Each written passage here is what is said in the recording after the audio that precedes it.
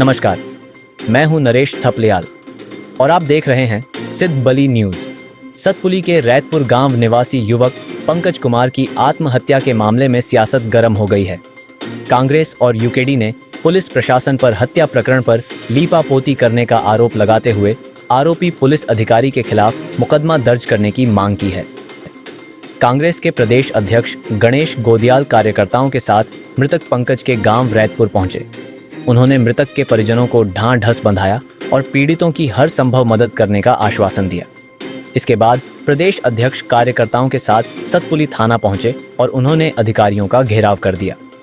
इस दौरान उन्होंने पुलिस पर मामले की लीपापोती करने का आरोप लगाया। कहा कि पुलिस ने युवक को इतना मारा और उसके परिजनों के साथ गाली गलौज की, जिससे आहत होकर युवक को आत्महत्या करनी पड़ी। उन्होंने पुलिस की मंशा पर सवाल उठाते हुए कहा कि पुलिस ने मृतक के परिजनों को पूछे बिना ही मृतक का पोस्टमार्टम करा दिया। गोदियाल ने कहा कि मामले में प्रदेश सरकार की मंशा ठीक नहीं लग रही है। उन्होंने पुलिस अधिकारियों से अपने उच्चाधिकारियों को सूचित कर आरोपी पुलिस अधिकारी के खिलाफ मुकदमा दर्ज करने और परिजनों को उचित मुआवजा दिए जाने की मांग को लेकर थाना परिसर में धरना दिया। तो मैं क्या बोल रहा हूँ, किसी गाड़ी से किसी का एक्सीडेंट हो जाना ये एक दुर्घटना है जी, ठीक है। उस दुर्घटना के निदान के लिए कानून है कि उस पर क्या होना चाहिए। आपने उसकी गाड़ी सीज की, वो कोई क्वेश्चन नहीं है, लेकिन बात ये है कि इतनी सी बात पे उसको इतना मारना की गाली देना, उससे वो आहत हो गया। वही लिखा है उसने कि मैं इसके कारण जो है आत्महत्या कर रहा हूँ और उसके तत्काल उसकी उस पर उसी के लिए ऐसा है। आप उस पर FIR करिए, हम धरने पे बैठे हैं।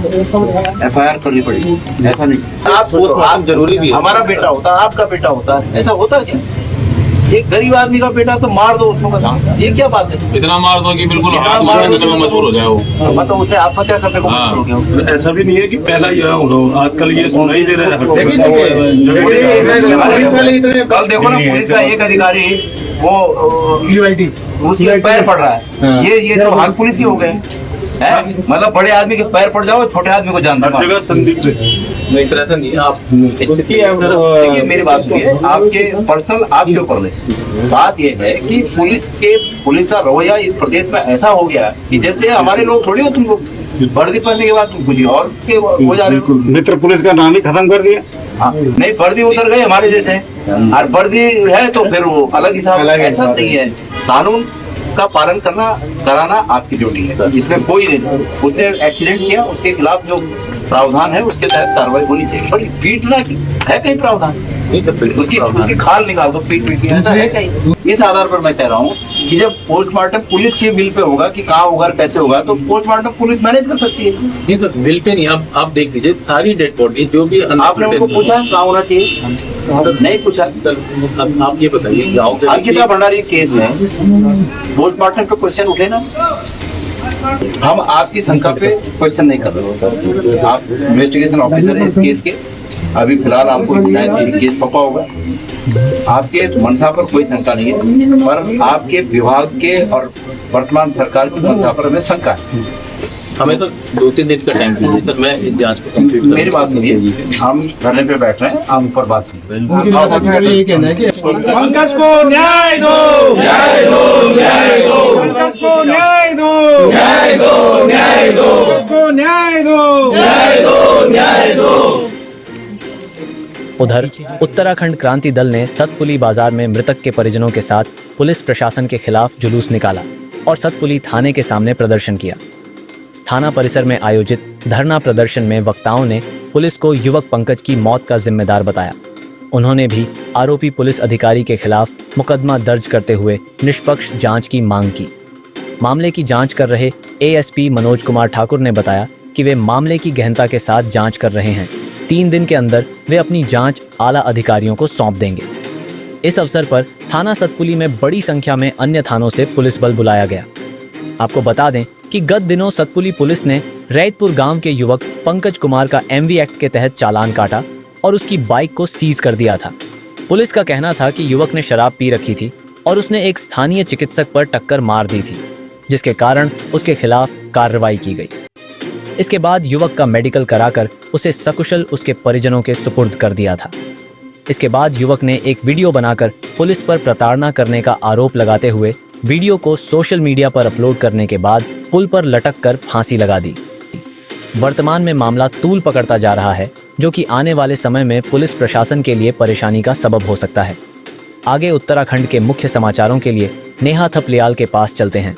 देखते रहिए सिद्ध बली न्यूज।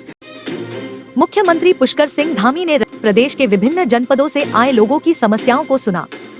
जन सुनवाई के दौरान बड़ी संख्या में लोगों ने सड़क, पेयजल, विद्युत, स्वास्थ्य, शिक्षा, भूमि संबंधी मामलों तथा अन्य जनहित से जुड़े विषयों पर अपनी समस्याएं मुख्यमंत्री के समक्ष रखीं। मुख्यमंत्री ने मुख्यमंत्री कार्यालय एवं संबंधित विभागों के अधिकारियों को निर्देश दिए कि जन सुनवाई में प्राप्त सभी शिकायतों एवं मांगों पर प्राथमिकता के आधार पर कार्रवाई की जाए तथा प्रत्येक प्रकरण की नियमित मॉनिटरिंग सुनिश्चित की जाए। उन्होंने कहा कि जनता की समस्याओं के समाधान में किसी प्रकार की लापरवाही अथवा अनावश्यक विलंब न किया जाए।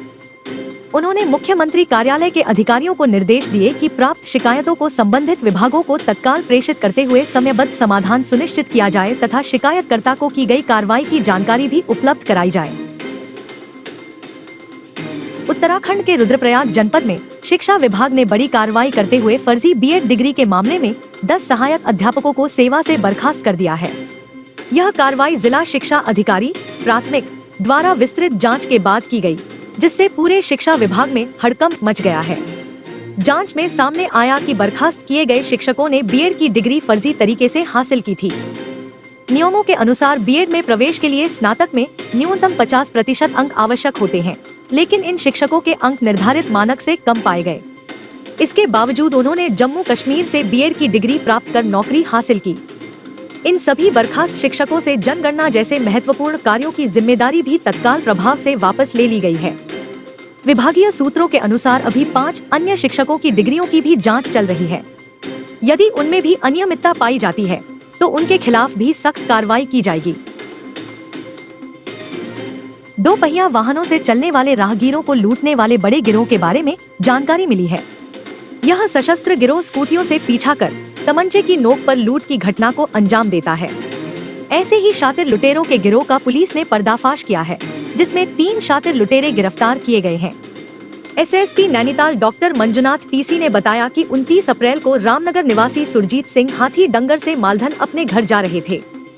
इसी दौरान रास्ते में 2 स्कूटी सवारों ने उनका पीछा कर वाहन रोक लिया। इसके बाद 4 अज्ञात युवकों ने तमंचा तानकर उनके साथ मारपीट की और उनकी जेब से 10,000 रुपए नकद और पुत्र का मोबाइल फोन लूट लिया। शिकायत मिलने के बाद घटना की गंभीरता को देखते हुए प्रभारी निरीक्षक कोतवाली रामनगर के नेतृत्व में पुलिस टीम ने आम पोखरा रेंज क्षेत्र से 3 अभियुक्तों आयुष, अनिल बिष्ट और प्रिंस कुमार को गिरफ्तार कर लिया। बदमाशों के पास से 3 अवैध तमंचे बरामद किए गए हैं। कोतवाली रामनगर क्षेत्र में वादी श्री सुरजीत सिंह द्वारा एक तहरीर के माध्यम से एप्लीकेशन दी गई। वो उनका द्वारा अवगत कराया गया कोतवाली पुलिस को कि जब वो और उनके पुत्र जो रामनगर क्षेत्र में स्कूटी पर सवार होकर जा रहे थे, तब 2 अन्य स्कूटियों पर पीछे से 2 अन्य स्कूटियों में 4 अज्ञात लोगों द्वारा आकर उनके साथ मारपीटाई करते हुए तमंचा एवं अवैध असलाहों को लहराते हुए अवैध असलाहों के दम पर उनसे मारपीट और 10,000 रुपए का लूट का घटना को कारित की गई। इस सूचना को हमने अत्यंत संवेदनशीलता से पाती है।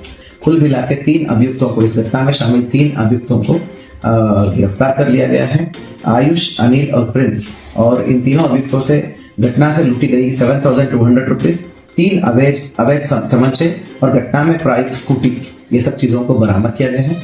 हमारा हरिद्वार के नगर कोतवाली क्षेत्र में एक हैरान कर देने वाला मामला सामने आया है, जहां एक कारोबारी को शादी और प्लॉट के नाम पर लाखों रुपए की ठगी का शिकार बनाया गया। जानकारी के अनुसार दुल्हन सविता ने खुद को सहारनपुर निवासी बताते हुए कारोबारी से नजदीकियां बढ़ाई और मंदिर में शादी कर ली। कुछ समय साथ रहने के बाद उसने अपने साथी के साथ मिलकर प्लॉट दिलाने का झांसा दिया। भरोसे में आकर कारोबारी ने 2 चेक के जरिए करीब 8 लाख रुपए और 45,000 रुपए नकद दे दिए। आरोप है कि बाद में रजिस्ट्री का झांसा देते हुए समय टाला गया और अचानक महिला अपने साथी के साथ फरार हो गई। पीड़ित का कहना है कि उसकी गैर मौजूदगी में महिला घर से सोने चांदी के जेवर, नकदी और प्लॉट से जुड़े दस्तावेज भी लेकर भाग गई। नगर कोतवाल कुंदन सिंह राणा ने बताया कि बाबूराम की शिकायत पर मुकदमा दर्ज लिया गया है। तो यह थे आज के समाचार। रोजाना उत्तराखंड के मुख्य समाचारों के लिए कृपया हमारे चैनल को सब्सक्राइब कीजिए और हाँ, समाचारों को लाइक और शेयर करना न भूलें। कल फिर नए समाचारों के साथ आपकी सेवा में प्रस्तुत होंगी। तब तक खुश रहिए, आबाद रहिए और देखते रहिए सिद्ध बली न्यूज। जय हिंद।